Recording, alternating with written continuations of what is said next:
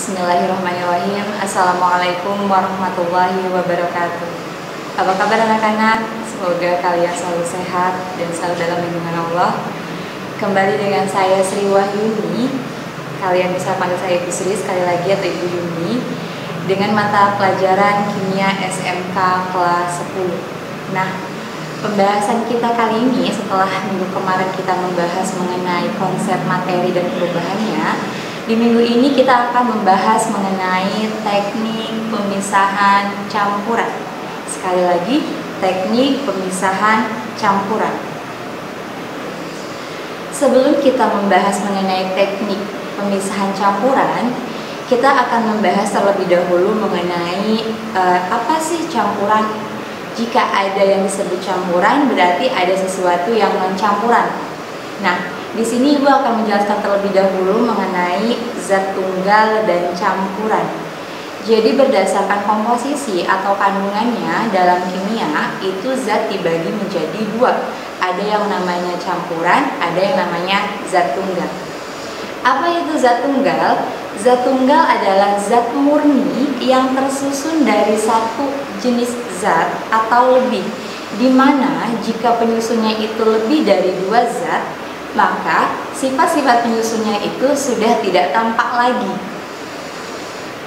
Di sini ada unsur dan senyawa yang tergolong ke dalam zat tunggal. Apa itu unsur? Unsur adalah zat tunggal yang tidak dapat diuraikan kembali menjadi zat yang lebih sederhana melalui reaksi kimia biasa. Sekali lagi, zat ini tidak bisa diuraikan lagi menjadi zat yang lebih sederhana melalui reaksi kimia biasa. Contohnya apa sih unsur yang kita temui dalam kehidupan sehari-hari? Yang pertama yang sering kita temui adalah feros, besi. Kita sering ya menemukan besi di pagar rumah kita, di tempat makan, perabot makan kita. Kemudian contoh lagi adalah tembaga, kuprum, Cu rumus kimianya. Tembaga ini sering kita temui di kehidupan sehari-hari. Tembaga termasuk zat tunggal. Contohnya di mana? Contohnya tembaga ini digunakan sebagai penghantar listrik dalam kabel. Yang warnanya keemasan itu adalah tembaga. Kemudian yang termasuk unsur juga adalah hidrogen. Ini bentuknya gas. Hidrogen ada di udara ya. Selanjutnya adalah oksigen. Oksigen kita gunakan untuk bernapas. Ini juga bentuknya adalah unsur dan terdapat di udara. Kemudian yang termasuk ke dalam zat tunggal yang kedua adalah senyawa. Apa itu senyawa? Senyawa itu dibentuk oleh dua atau lebih unsur. Ingat, dua atau lebih. Jadi boleh 2, 3 dan seterusnya. Dan ini bisa diuraikan menjadi bagian penyusunnya. Jadi bisa diuraikan melalui reaksi kimia. Wah, apa itu reaksi kimia? Pusing ya? Nah, contohnya apa? Ibu ambil contoh yang paling sederhana. Contohnya adalah air. Air yang biasa kita konsumsi, yang biasa kita gunakan untuk mandi, itu memiliki rumus kimia H2O.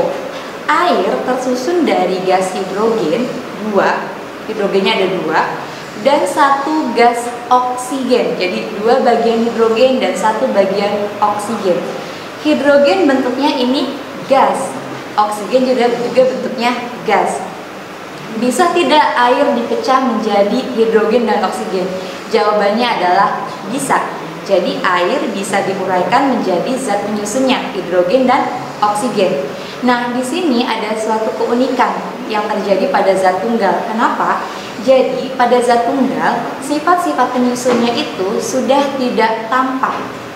Kenapa? Jadi contohnya gini, hidrogen bentuknya gas, oksigen juga bentuknya gas. Tetapi ketika mereka bersatu membentuk air, bentuknya cairan, sifat dari penyusunnya itu sudah tidak tampak lagi. Sekarang kita berpindah ke campuran. Tadi kita sudah membahas zat tunggal, sekarang kita membahas campuran. Apa sih itu campuran? Campuran itu adalah gabungan dua zat atau lebih. Sama ya dengan senyawa, gabungan dua zat atau lebih. Perbedaannya di mana? Jadi kalau di campuran, sifat-sifat penyusunnya itu masih tampak.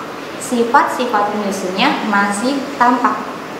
Campuran ini ada yang namanya campuran homogen dan ada yang namanya campuran heterogen. Apa itu campuran homogen?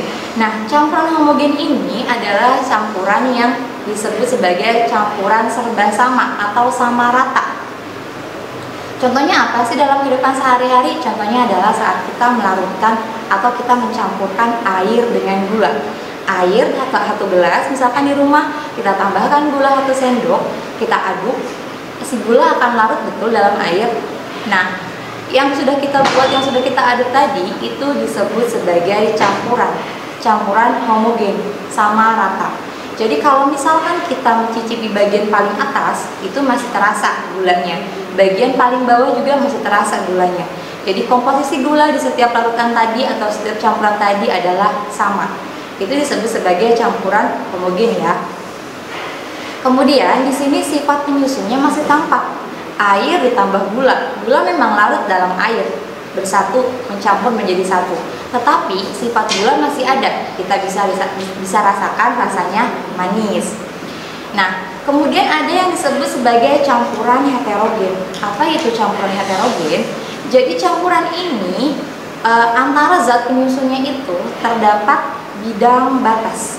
Jadi ada batas ya antara zat-zat penyusunnya. Contoh sederhananya adalah saat kita mencampurkan air dengan pasir. Air tentunya tidak akan larut sempurna dalam pasir, tentunya tidak akan larut sempurna dalam air. Nah, ketika kita mengaduk keduanya tidak bisa bercampur secara rata. Kita tetap bisa melihat ada pembatas antara pasir dan air. Pasir di bagian bawah dan air di bagian atas. Nah, campuran yang terdapat bidang batas tadi itu disebut sebagai campuran heterogen. Baik, kita masuk ke teknik pemisahan campuran yang sering kita temui dalam kehidupan sehari-hari. Teknik pemisahan campuran itu yang pertama adalah penyaringan atau filtrasi. Nah, penyaringan ini adalah teknik yang biasa kita gunakan, bahkan ibu kita sering lakukan di dapur. Contohnya apa sih? Contohnya misalkan ketika ibu kita menyaring teh dengan air teh. Jadi kita punya teh yang bentuknya kasar seperti itu. Kemudian kita ingin memisahkan si teh dengan si airnya. Nah, kita gunakan yang namanya saringan kan ya. Nah, prinsip dari penyaringan ini sebetulnya ditekankan kepada perbedaan ukuran. Kita bisa mengetahui nih antara si gumpalan teh, antara si daun teh dengan si air teh itu tentu yang ukurannya lebih besar adalah si daun teh. Maka ketika kita menyaring di bawah gelas misalkan, kita taruh saringan di atasnya, kita tuangkan air tehnya, si air akan diteruskan atau akan tembus saringan, kemudian si daun teh akan tertahan di atas saringan.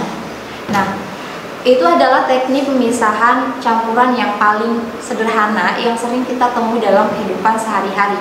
Contoh lainnya adalah saat kita punya campuran air dan pasir. Tentu kita mengetahui bahwa air lebih kecil ukurannya dibandingkan dengan pasir. Kalau misalkan kita menyaring, si air akan lurus ke bawah lolos saringan, kemudian si pasir akan tertahan di atas saringan. Betul kan ya? Nah, kemudian teknik pemisahan campuran selanjutnya adalah penyulingan atau destilasi. Kalau tadi filtrasi itu menekankan perbedaan ukuran, nah kalau penyulingan itu adalah menekankan perbedaan titik didih. Jadi contohnya gimana? Contohnya misalkan saya punya dua larutan yang satu mudah menguap, yang satu susah menguap.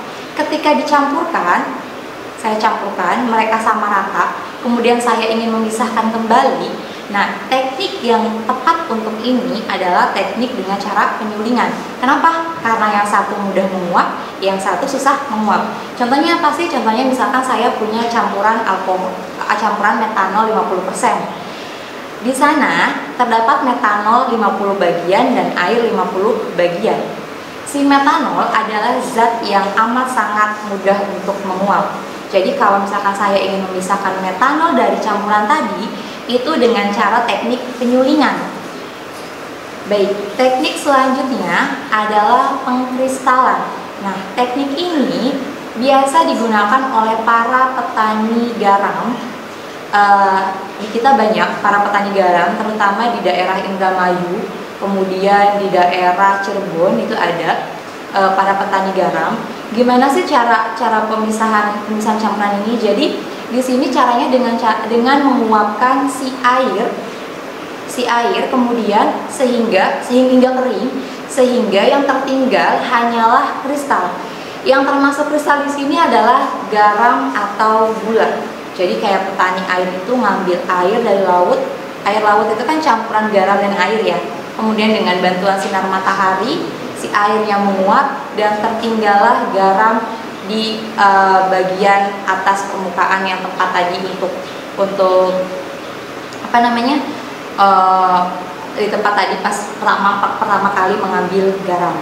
Baik, di sini Ibu hanya menjelaskan menjelaskan 3 teknik pemisahan yang sering ditemukan di kehidupan sehari-hari. Nah, berikut ini ada tugas yang ingin Ibu sampaikan. Yang pertama, kalian tentukan teknik pemisahan untuk campuran berikut. Campuran apa? Yang pertama adalah campuran dari alkohol plus air. Jadi gimana caranya memisahkan atau memurnikan alkohol dari campuran alkohol plus air. Kemudian yang kedua, bagaimana cara memisahkan atau menjernihkan air dari campuran air plus tanah. Jadi gimana cara memisahkan? Yang pertama alkohol plus air, yang kedua air plus tanah. Paham ya?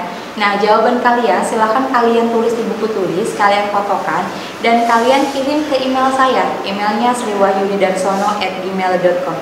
Sekian dari Ibu, sampai jumpa minggu depan. Wassalamualaikum warahmatullahi wabarakatuh.